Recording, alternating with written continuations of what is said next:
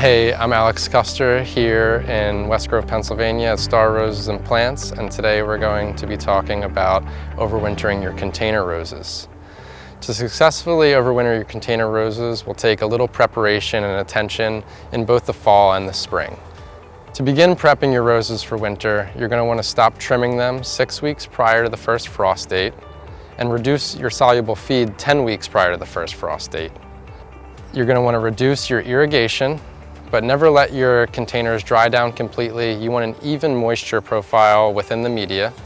So here you can see that it's like not even throughout. See how it's like wet and then dry and then more wet. So that's the unevenness I was talking about. You're gonna remove any shading from your houses in mid to late August, early September. And if using a top dress fertilizer, you want the charge to run out by the same time. If canning your roses later in the year, you should monitor your roses on a regular basis so you can reduce your ECs if need be.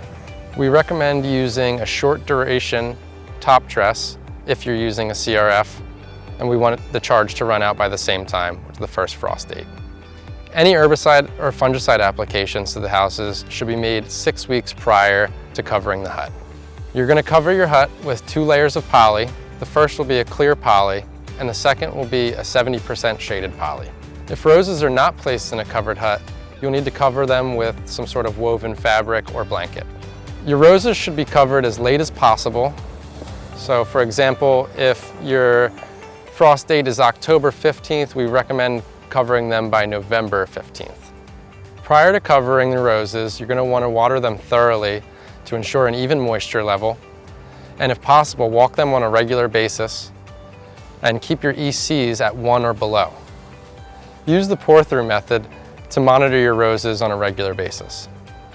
Watering your roses before an expected freeze will help with any freeze damage, allowing the water to move through the plant before the media freezes. During the covered period, attempt to keep the daytime temperatures at 50 degrees. Open the doors of your huts to reduce the daytime temperatures. Consider using a poly blanket or frost blanket inside the hut in case temperatures dip below 30 degrees. Damage can occur to the roots on temperatures below 24 degrees, and we recommend blocking the plants together in the huts. After your roses break in the spring, greater protection is required to prevent any cold damage. Temperatures below 30 degrees may require pulling frost blanket into the hut and covering your roses in your covered hut. Temperature, duration of temperature, wind, and stage of growth are all factors to be considered. Roses covered but not in a hut should remain covered until bud break.